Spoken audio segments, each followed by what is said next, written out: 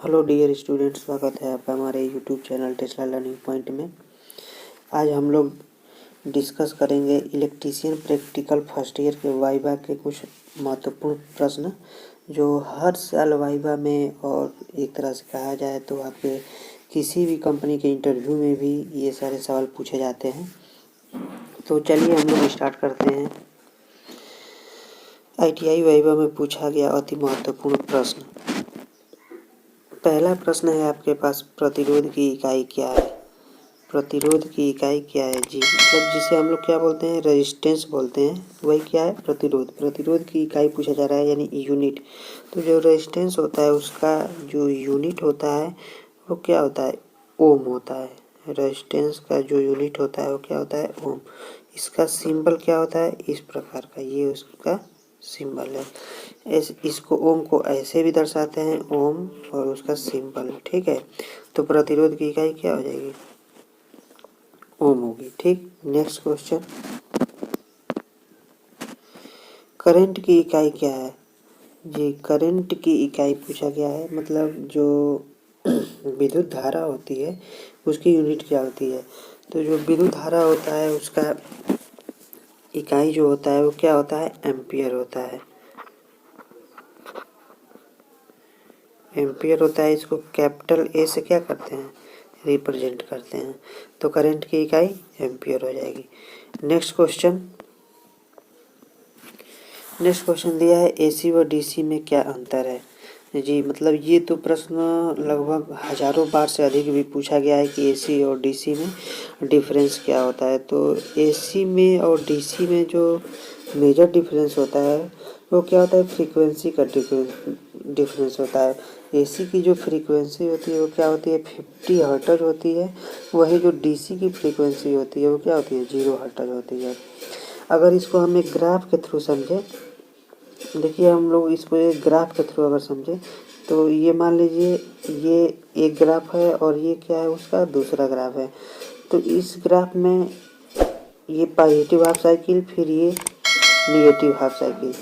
ये AC जो होती है, ये AC के लिए ग्राफ है।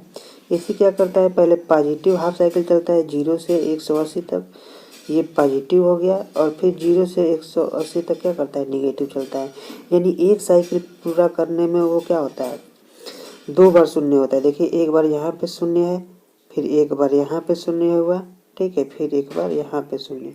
यानी एक साइकिल कंप्लीट करने में वो उसका वैल्यू क्या होता है, 0 होता है। इसीलिए जब भी AC सप्लाई क्या करता है, AC सप्लाई के संपर्क में कोई भी व्यक्ति आता है तो उसको क्या करता है, झटका मारता है।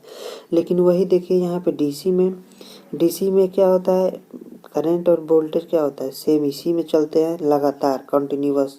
इसमें कोई हाफ साइकिल या फुल साइकिल नहीं होता है। इसलिए DC करंट क्या होता है, किसी भी व्यक्ति के संपर्क में अगर DC करंट क्या आता है तो क्या करता है, उसको चिपका लेता है। क्योंकि इसमें साइकिल पॉजिटिव निगेटिव भी नहीं हो रही है और क्या हो रहा है, उसकी वैल्यू 0 भी नहीं हो रही है। इसलिए क्या करता है, DC तुरंत क्या कर लेता है, चिपका लेता है। तो AC और DC में क्या होता है, मेजर डिफरेंस ये होता है। आप ग्राफ के थ्रू भी किसी को समझा सकते हैं, फ्रीक्वेंसी के टर्म में भी समझा सकते हैं। जो नेक्स्ट क्वेश्चन हमारा है, मोटर क्या होता है?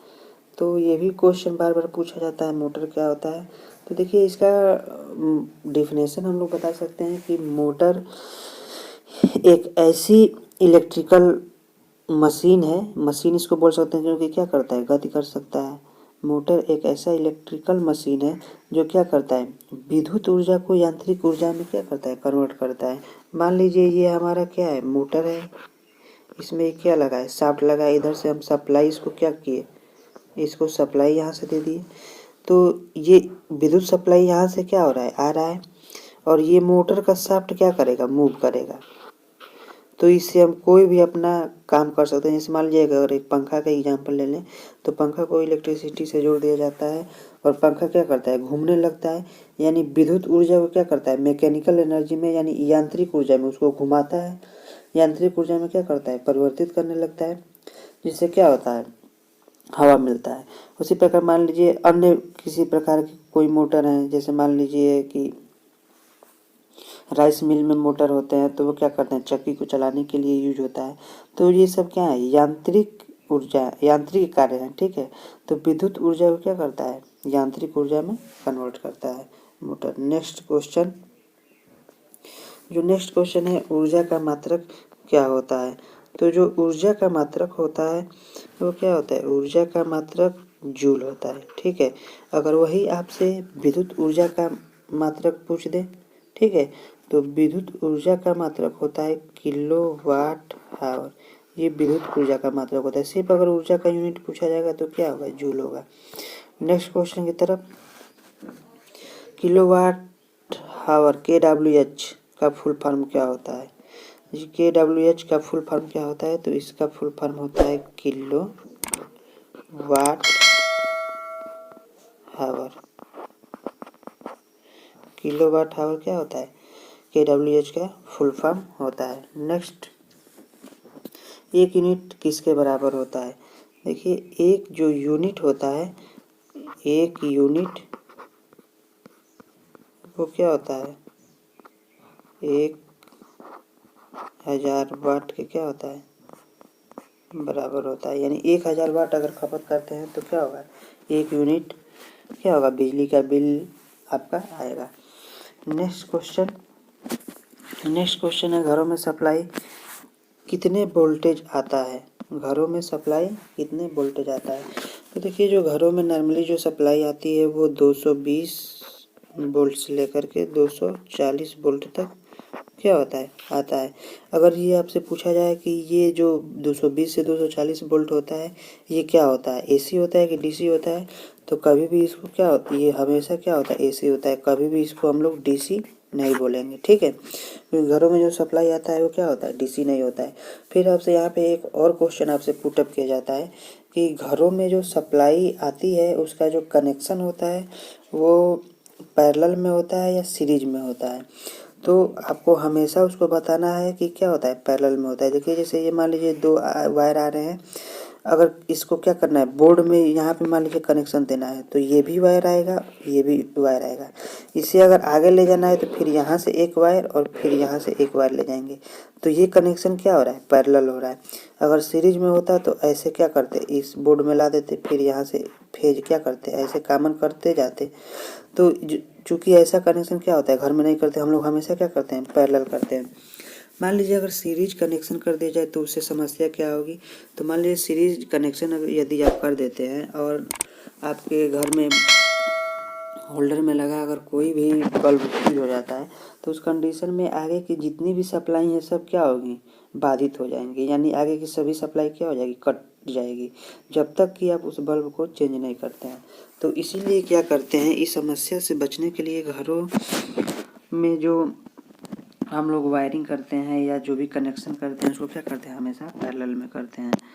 नेक्स्ट क्वेश्चन, फेज कितने होते हैं। तो देखिए, जो फेज होता है वो नॉर्मली क्या होता है, एक तो सिंगल फेज होता है जिसको 5 से प्रदर्शित करते हैं,